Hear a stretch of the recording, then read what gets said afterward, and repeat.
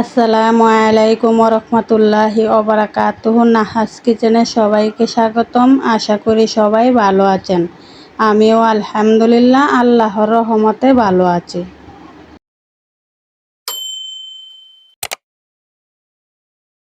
চলে আসলাম নতুন ভিডিও নিয়ে। আর ভিডিওটা হচ্ছে কলার মোচা, গাছের বেগুন, গাছের মিষ্টি কুমড়ার ডুগা, গাছের আলুর পাতা দিয়ে আজকে আমি শুটকি দিয়ে একটা তরকারি রান্না করব। সেই ভিডিওটা আপনাদের সাথে শেয়ার করব। এই তো দেখুন, বেগুন তুলে নিয়েছি গাছের থেকে। এই সাদা বেগুনগুলা দিয়ে আমি একটু শুটকির তরকারি রান্না করব। সেই ভিডিওটা আপনাদের সাথে শেয়ার করব। আর এখন এগুলা কেটে কুটে ধুয়ে পরিষ্কার করে আপনাদের মাঝে নিয়ে আসব। এই তো দেখুন, কলার মোচার শক্ত উল্টা আমি ফেলে দিয়েছি, আর এই সাদা খোসাটা উঠিয়ে নিয়েছি। এগুলা একসাথে রেখে দিয়েছি। এখন আমি তরকারি রান্না করার জন্য এরকম একটু মাঝখান দিয়ে ফালি করে নিব। এভাবে দুই ভাগ করে এভাবে রেখে দিব। এই যে এভাবে রেখে দিব। যতটুকু আমার লাগবে তরকারি ততটুকুই নিব। এই তো দেখুন, আর এই যে আলু কেটে রেখে দিয়েছি। আর এখানে তো মিষ্টি কুমড়ার ডুগা পাতা বেছে রেখে দিয়েছি, আর আলুর শাক। এখন বেগুন কেটে নিব। এভাবে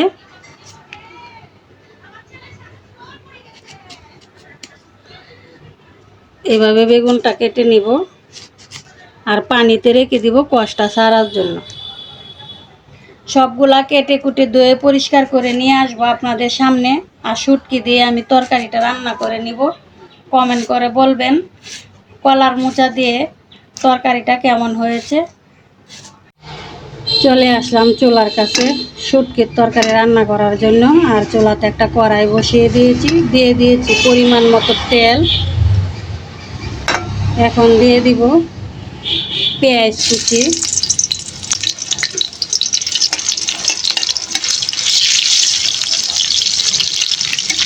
পেঁয়াজ কুচিটা কিছুক্ষণ নেড়ে চেড়ে হালকা ভেজে নিব। তারপর দিয়ে দিব বাকি মশলা। এই তো দেখুন, শুটকির তরকারি রান্না করার জন্য কি কি নিয়েছি মশলা: স্বাদ মতো লবণ, পরিমাণ মতো ধনে গুঁড়া, পরিমাণ মতো হলুদ গুঁড়া, পরিমাণ মতো মরিচ গুঁড়া, পরিমাণ মতো রসুন শিল দিয়ে তেতো করে নিয়েছি। আর এই তেতো করা রসুনটা শুটকির তরকারিতে দিলে ভালো একটা ফ্লেভার স্বাদ পাওয়া যায়। তাই আমি সবসময় শুটকির তরকারিতে এভাবে তেতো করে দিই রসুন। পেঁয়াজটা আমি এই যে হালকা বাদামি কালার করে ভেজে নিয়েছি। এখন আমি দিয়ে দিব আগে থেকে রেডি করা মশলাটা। এই যে স্বাদ মতো লবণ, পরিমাণ মতো মরিচ, হলুদ, ধনে গুঁড়া, আর হচ্ছে তেতো করা রসুন সব একসাথে দিয়ে দিচ্ছি। একটু নেড়ে চেড়ে দিব।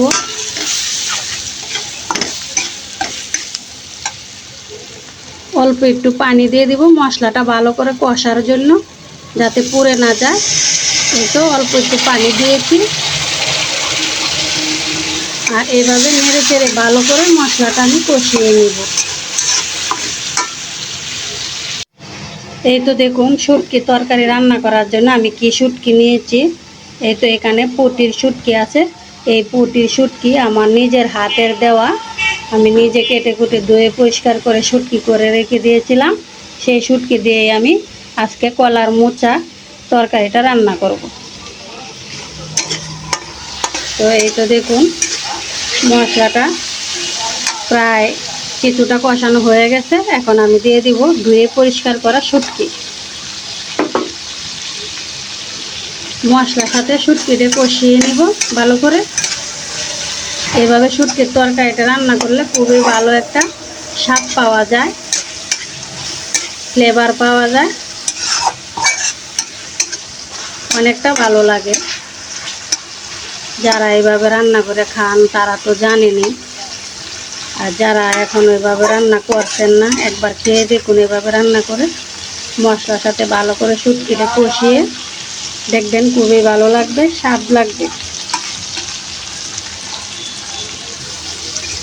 এই তো দেখুন, মশলার সাথে শুটকিটা ভালো করে কষানো হয়ে গেছে, তেলটা আলাদা হয়ে গেছে দেখুন। ভালো করে রসুনের কাঁচা গন্ধটাও চলে গিয়েছে। এখন আমি দিয়ে দিব আগে থেকে ধুয়ে পরিষ্কার করা তরকারি। এই তো দিয়ে দিচ্ছি। দেখুন কলার মোচাগুলা কত সুন্দর সাদা দবদবে পরিষ্কার। এখন আমি মশলার সাথে মিক্স করব, নেড়ে চেড়ে এভাবে।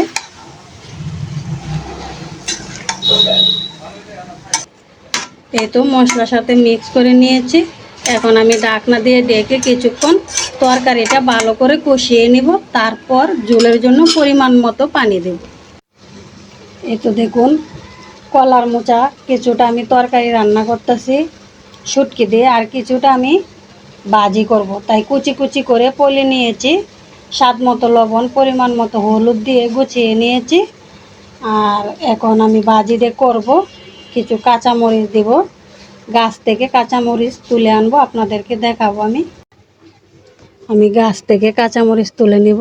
এই যে দেখুন কাঁচামরিচ হয়ে আছে। এখন আমি কিছু কাঁচামরিচ তুলবো ভাজি করার জন্য। এই তো মাশাল্লাহ, এই গাছ আমি বীজ ফেলে দিয়েছিলাম, আর এই বীজের থেকে গাছ হয়েছে, আর এভাবে কাঁচামরিচ হচ্ছে। দেখুন কত সুন্দর সুন্দর কাঁচামরিচ, অনেকগুলা কাঁচামরিচই হয়েছে। এই তো দেখুন আমি কতগুলা কাঁচামরিচ তুলে নিয়েছি। আর এইদিকে দেখুন আমাদের বাসার পাশটা, আমাদের বাসার থেকেও অনেকটা দূরে দূরে আছে বিল্ডিং, পাশাপাশি কোনো বিল্ডিং নাই, তাই আমরা খুবই ভালো একটা খোলামেলা পরিবেশে থাকতে পারি। আর এখানে আমি পেঁপে গাছ রোপণ করেছি। তো কিছু পেঁপে ধরেছে, আর এই গাছ থেকে বেগুন তুলে নিয়েছি তরকারি রান্না করার জন্য, সেটা আপনাদেরকে দেখাইছি না। কাঁচামরিচ তুলে নিচ্ছি, এটা আপনাদেরকে দেখালাম। এই কাঁচামরিচ গাছের থেকে তুলছি। এই যে দেখুন আরও হয়ে আছে কাঁচামরিচ, মাশাল্লাহ দিলে। এই তো এখানে হয়ে আছে, আরও হবে, ফুল আছে গাছে। এই যে এখানে দেখেন একটা গাছ, এই তো এখানেও মরিচ হয়ে আছে। এই তো দেখুন ঢাকনা দিয়ে ঢেকে কিছুক্ষণ পর পর নেড়ে চেড়ে ভালো করে তরকারিটা কষিয়ে নিয়েছি। দেখুন কত সুন্দর দেখা যাচ্ছে। এখন আমি ঝোলের জন্য পরিমাণ মতো পানি দিয়ে দিব অল্প করে। বিসমিল্লাহ।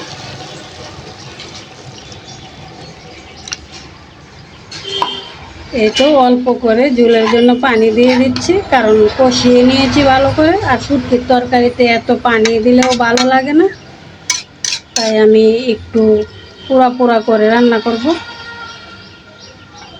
আর এখন উপর দিয়ে দিয়ে দেবো ছিঁড়ে রাখা কাঁচামরিচ গাছের।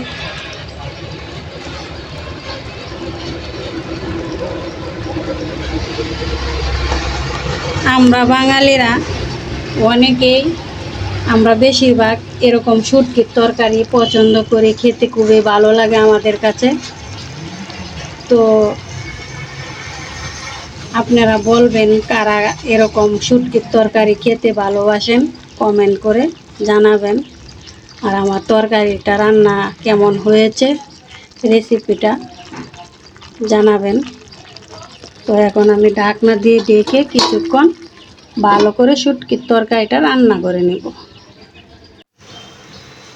এই তো দেখুন তরকারিটা আমি ঢাকনা দিয়ে ঢেকে কিছুক্ষণ পর পর নেড়ে চেড়ে সুন্দর করে শুকনো শুকনো করে রান্না করে নিয়েছি শুটকির তরকারিটা। এখন আমি চুলা থেকে নামিয়ে নিব আর একটা সাইডে রেখে দিব। এই তো দেখুন কলার মোচা ভাজি করার জন্য চুলাতে একটা কড়াই বসিয়ে দিয়েছি, আর দিয়ে দিয়েছি পরিমাণ মতো তেল। এখন আমি দিয়ে দিব পেঁয়াজ কুচি। পেঁয়াজটা নেড়ে চেড়ে কিছুক্ষণ ভেজে নিব, তারপর দিয়ে দিব কুচি কুচি করে পলে রাখা কলার মোচা। এই তো দেখুন পেঁয়াজ কিছুক্ষণ নেড়ে চেড়ে গোল্ডেন কালার করে ভেজে নিয়েছি। এখন দিয়ে দিব আগে থেকে রেডি করা কলার মোচার ভাজিটা, দিয়ে ভালো করে নেড়ে চেড়ে দিব। নুন হলুদ তেল মিক্স করবো এভাবে।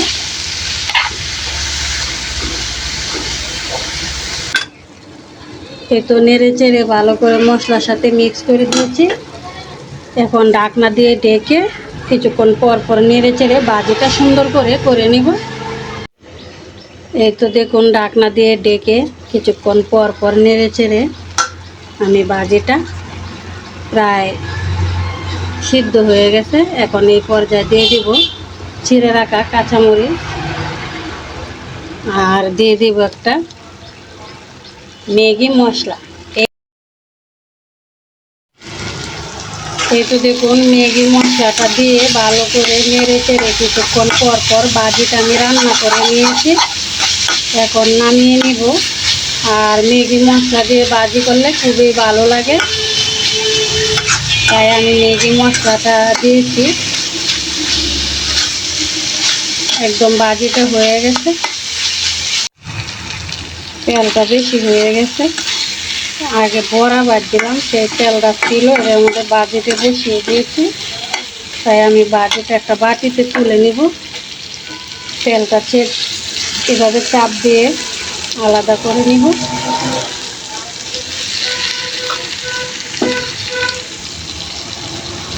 আর এই তো বাটিতে রেখে দিব।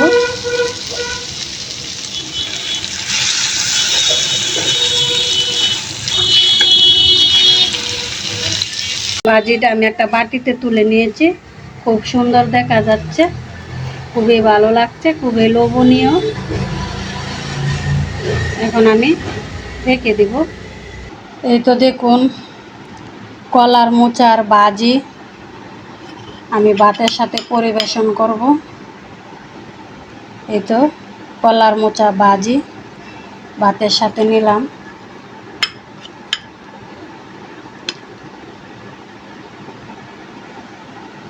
এখন নিব কলার মোচা মিষ্টি কুমড়া ডুগা পাতা দিয়ে শুটকির তরকারি। এই তো দেখুন শুটকির তরকারি ভাতের সাথে পরিবেশন করে নিচ্ছি।